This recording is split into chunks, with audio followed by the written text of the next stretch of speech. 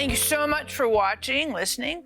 Totally stoked because we're continuing our new series called Resurrection Essentials. And, oh my goodness, we're going to get the joke over with first. Oh, don't forget, you need to subscribe, just in case you didn't do that yet. So here's your joke. I used to work for a circus. I was a human cannonball until they fired me. You're like, ugh, I know. That's why we're doing the jokes early, because you kind of get the pain over with the groan, and then we get to actually the good content. So we're doing this series called Resurrection Essentials. And last month we did Resurrection, Easter, or whenever you're watching this. But, you know, a lot of times we think of Easter resurrection just as one time a year. It's like a seasonal thing. So we have Christmas in December, we have Thanksgiving. So in these seasons, it's kind of when we focus on these particular subjects. But I want to bring this idea of resurrection essentials. I want to bring it to your attention because I don't think that God wants resurrection just to be Easter Sunday, you know, in our lives. I think that God wants resurrection to be part of what it means to be a follower of Jesus, is that there's resurrection and resurrection potential, not just in spring, but really over the course of our lives and in various experiences and journeys, parts of the journey. So last week we talked about a resurrection essential being number one, you have to have a death. Can't have resurrection without death. And we all tend to avoid, hate, you know, push down, ignore, run away from death. And I get it. Just legitimately, nobody wants death. But can't have resurrection without death. You have to have Good Friday before you can have Easter. So thinking about death and some of the things in your life that might need to die or have been dead, because those are resurrection potential. The next thing I want us to look at is recognition. Resurrection, recognition.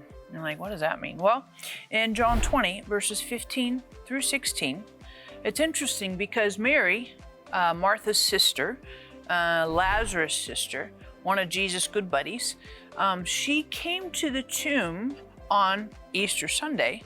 But you have to appreciate, put yourself in her sandals. She's coming to the tomb because she's coming to, you know, help with Jesus' body, preparing, you know, and to grieve and to mourn because he's dead.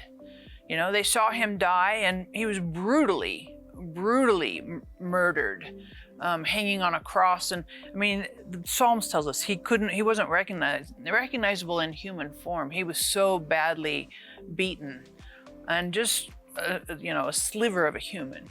And, you know, they take him and they bury him. And for, you know, Martha, Mary, the disciples, they're like, oh my goodness, this is not what we expected. Never mind what Jesus prophesied. I mean, they're in the reality of the full experience of death, that he's gone. And I think it's interesting because Mary had experienced death with her brother Lazarus in John chapter 11. And so she'd already been through a grieving experience. Lazarus was dead for like 4 days before Jesus showed up. And so Mary comes to the tomb to grieve. And it's interesting because in these verses here, John 20, verse 15 to 16, it says that as she was there, Jesus said to her, "Woman, why are you weeping? Whom are you seeking?" And this is what she said, "Supposing him to be the gardener." She said to him, she didn't think he was Jesus. She thought he was a gardener, right? The person taking care of that garden area, raising flowers, you know, doing flower beds, weeding, that kind of stuff. She thought he was a gardener. And she says, "Sir, if you have carried him away, tell me where you have laid him and taken him away." And then verse 16, Jesus says to her, "Mary." He calls her by name. I think that's so powerful because a lot of times we don't recognize what has been risen from the dead because all we expect is death.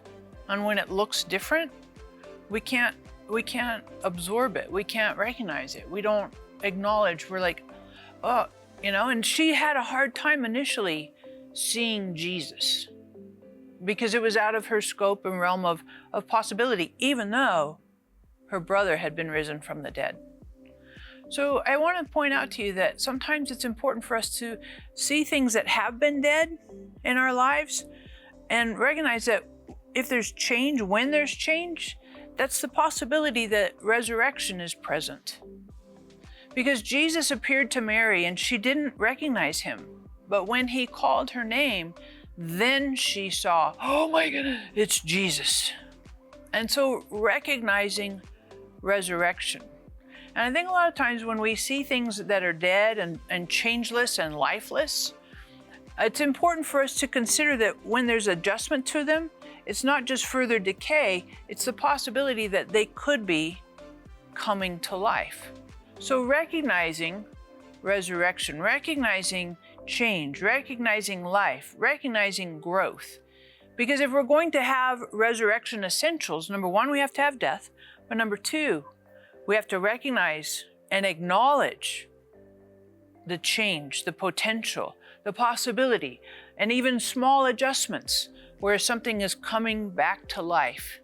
And that was, I think, a really important lesson from Mary that we can also employ in our lives. So as we think about this, I'd like you to answer this question, and you can just put it in the comments here.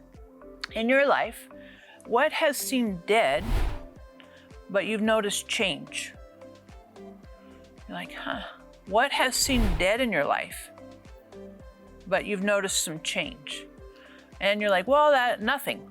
Well, just sit with that a little minute. I think it's important for us to kind of pause and reflect on that, because I do think that when we have Jesus in our lives, stuff that is dead, there's the potential for resurrection. And it's important for us to recognize when things start to change and there is the beginning of resurrection.